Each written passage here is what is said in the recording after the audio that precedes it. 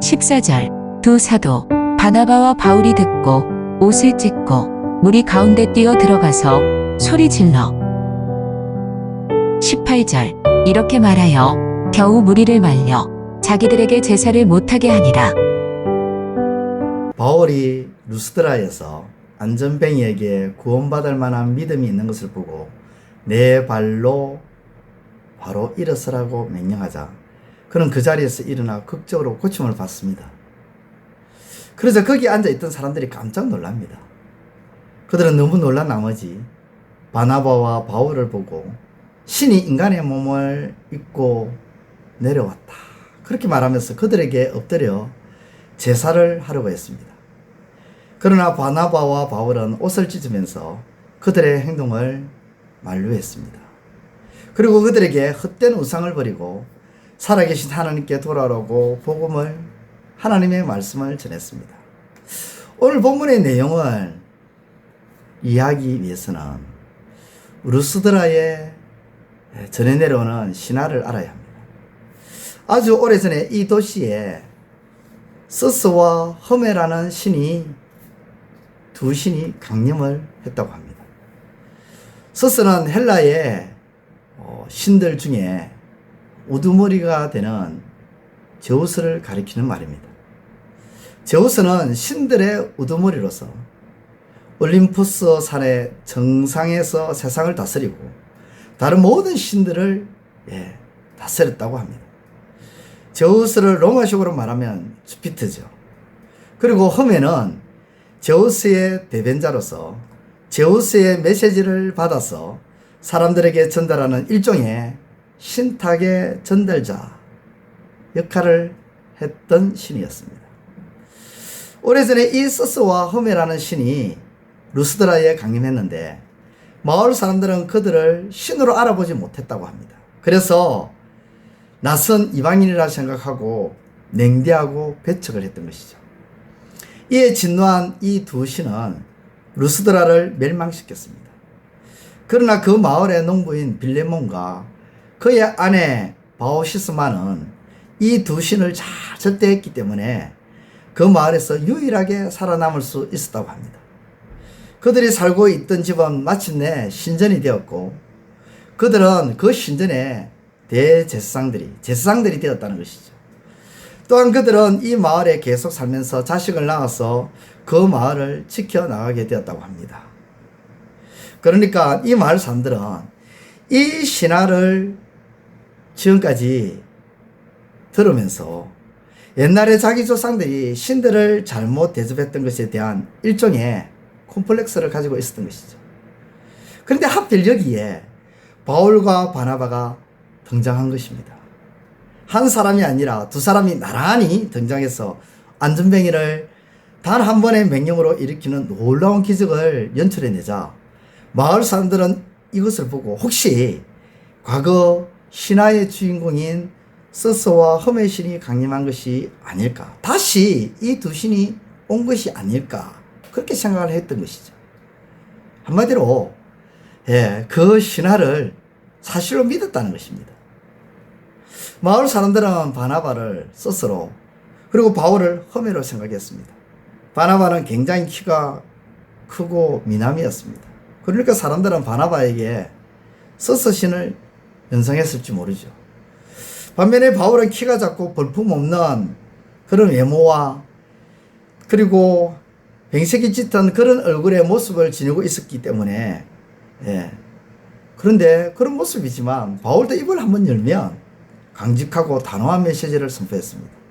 그러니까 사람들은 바울을 허메, 즉 제우스의 말을, 서스의 말을 전달하는 사람으로 보고 바울이 허메의 신으로 강림했다고 보았던 것이죠. 그래서 13절에 보면 사람들은 소를 가지고 오고 화환들을 가지고 와서 옛날 서스와 허메의 신에게 대접하지 못했던 것을 생각하면서 바울과 바나바를 향해서 엎드려 경배하고 제사를 드리려고 했던 것입니다. 그러나 그 순간 바나바와 바울은 하나님의 영광을 가로채지 않았습니다. 자신들이 신처럼 행동하지 않았습니다. 인간을 우상화하려는 사람들 앞에서 바울과 바나바는 분명하게 행동을 합니다.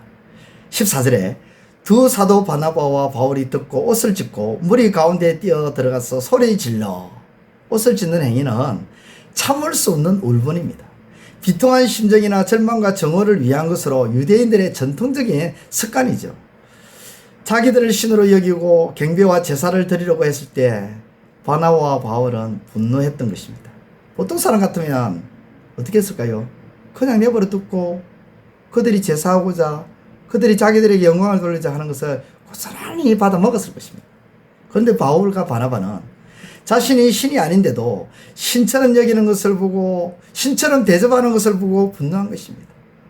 이것은 바로 어떤 분노냐? 거룩한 분노입니다. 사람들이 사도들을 신이라고 생각하면 완전히 신뢰할 것이고, 그렇게 되면 복음 전파도 하나님의 말씀을 전파하는 것도 수월하게 할 수 있지 않을까요? 네. 자기들을 신으로 생각해 주니까. 그래서 신의 말은 꾹꾹 진지 않습니까? 그런데 하나님의 말씀을 전하면 얼마나 편하게 전해지겠습니까? 정말 수월할 겁니다. 그러나 바울은 옷을 찢으며 군중 가운데 뛰어들어가서 뭐라고 합니까? 나는 신이 아니다고 합니다. 바울이 하나님의 말씀을 전하는 까닭은 사람을 신이라고 믿는 헛된 일을 그만두고 살아계신 하나님께 돌아오게 하려는 것이기 때문이었습니다. 예나 지금이나 스스로 나는 신이다 라고 말하는 자는 괴물이죠. 짐승이죠. 현대식으로 말하면 교조가 되는 것입니다. 바울은 교조나 괴물과 짐승이 되지 않기 위해서 분노했던 것입니다. 하나님의 영광을 가로채지 않고자 분노했습니다. 분노는 할 수만 있다면 하지 말아야 합니다. 왜냐하면 우리는 완전한 존재가 아니기 때문에 분노한다고 제대로 된 분노를 한다 해도 거기에 죄가 대해질 때가 너무도 많기 때문이죠. 에베소서 4장 26절에도 분을 내어도 죄를 짓지 말라. 우리가 분을 내는데, 거룩한 분노를 내는데도 어찌 경우에는 죄를 지을 때가 있다는 것이죠. 해가 지도록 분을 품지 말라. 그렇게 말씀합니다.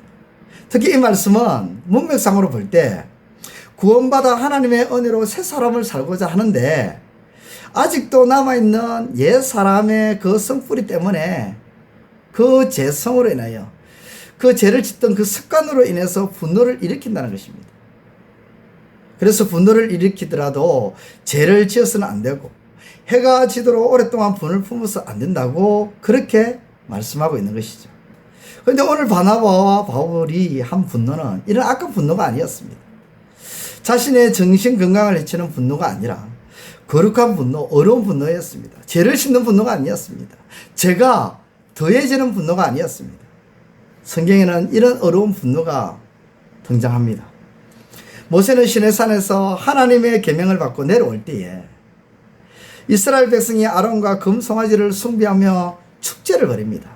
그때 모세는 화가 나죠. 거룩한 분노가 일어나죠. 그래서 하나님께서 친필로 써주신 돌판을 던지고 금송아지를 태워서 가루를 내고 백성들을 책망합니다. 또 블레셋과의 싸움에서 골리앗의 발언에 다윗은 분노합니다. 이스라엘의 여호와가 어디 있느냐? 하나님의 군대가 어디 있느냐? 다윗은 하나님을 모독하는 이 거대한 블레셋 장수인 골리앗에 대하여 분노하며 그와 맞짱을 뜨죠. 그리고 승리합니다. 예수님이 성전에 들어가셨을 때에 예루살렘 성전의 상인들과 이를 묵인하는 서기관들과 대제사장들을 향하여 예수님은 분노하십니다. 모든 것들을 엎으시죠. 하나님의 뜻을 어기며 살아가는 모습을 보면서 화를 내는 것, 이것이 바로 어려운 분노입니다. 하나님께 합한 마음이죠. 단 어려운 분노라 할지라도 죄를 지었으면 안 됩니다. 감정이 들어가서 감정에 휘둘리면 안 되고, 그래서 욕을 하는 거나, 그죠? 정말 하나님 앞에 거룩하지 않는 그런 모습으로 전락하는 분노가 되어서는 안 되죠. 오늘 바울과 바나바는 자신들을 신이라 여기고 제사하려고 할 때 옷을 찢으며 극심한 분노를 일으킵니다.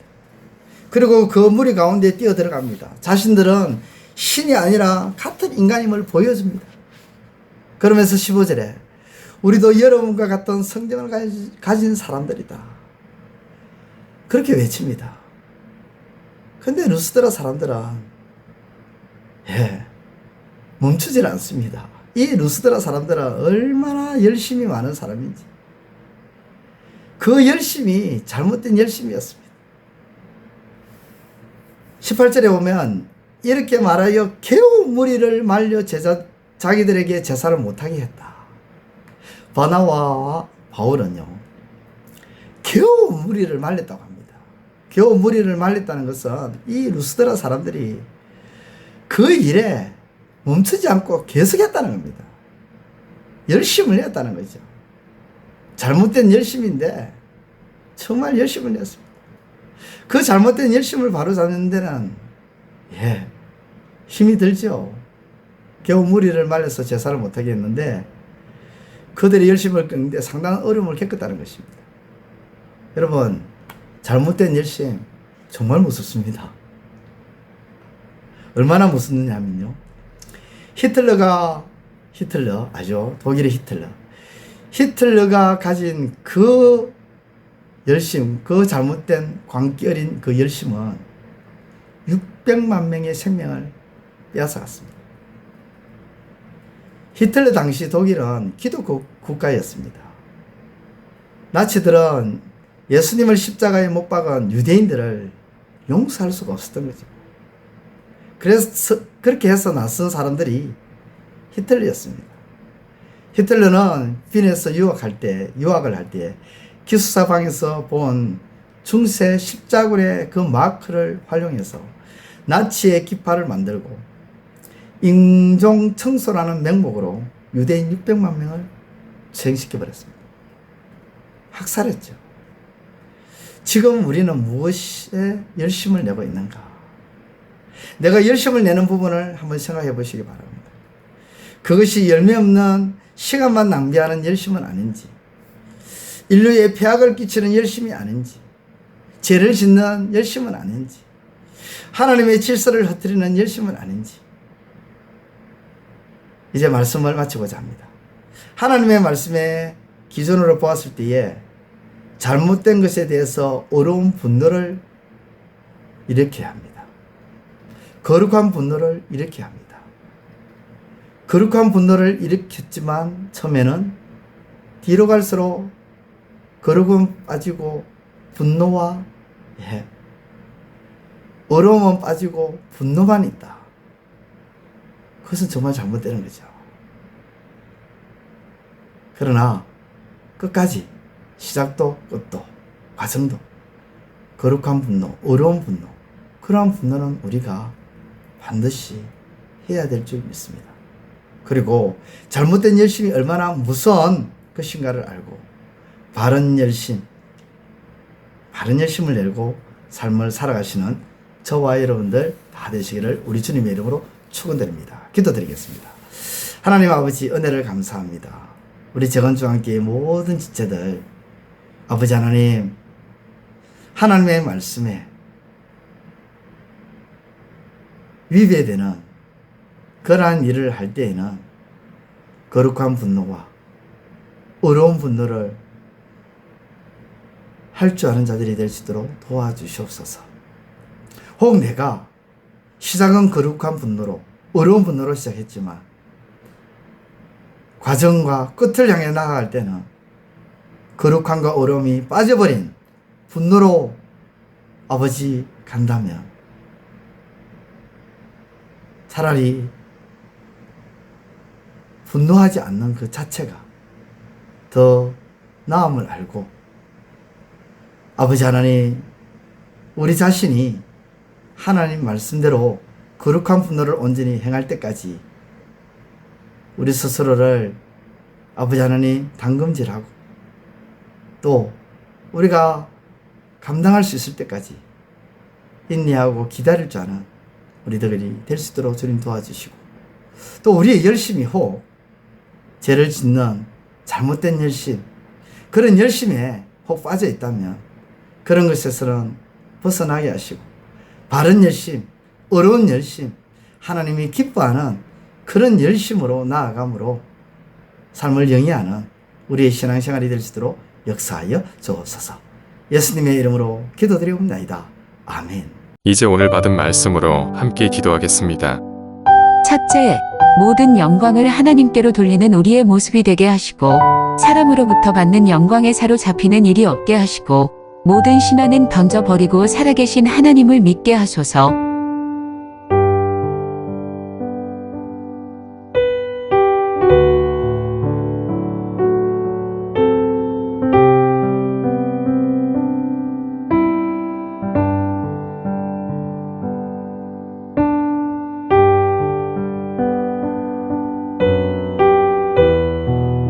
둘째, 거룩한 분노와 의로운 분노가 시작과 과정과 끝이 한결같게 하시고 잘못되고 뒤틀린 것에 열심이 아니라 바른 열심을 내게 하옵소서.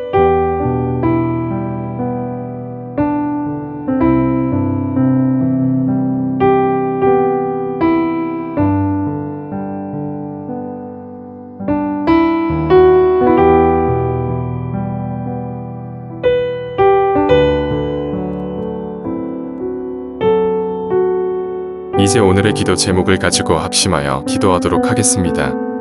첫 번째, 하나님, 조급함으로 일을 거스리지 않게 하시고 급할수록 정신을 차리고 하나님의 말씀에 집중하여 모든 일을 감당하게 하옵소서.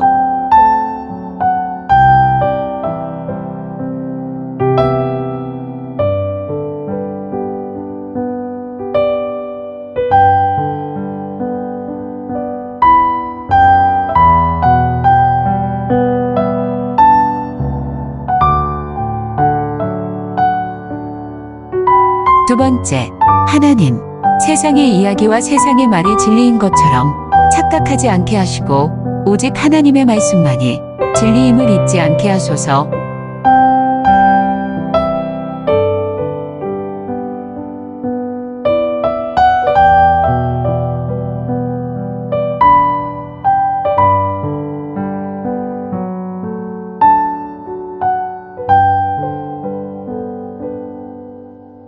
세 번째, 하나님, 다른 이의 말에 귀를 기울이게 하시고 무엇보다 살아계신 하나님의 말씀에 귀를 기울이게 하소서.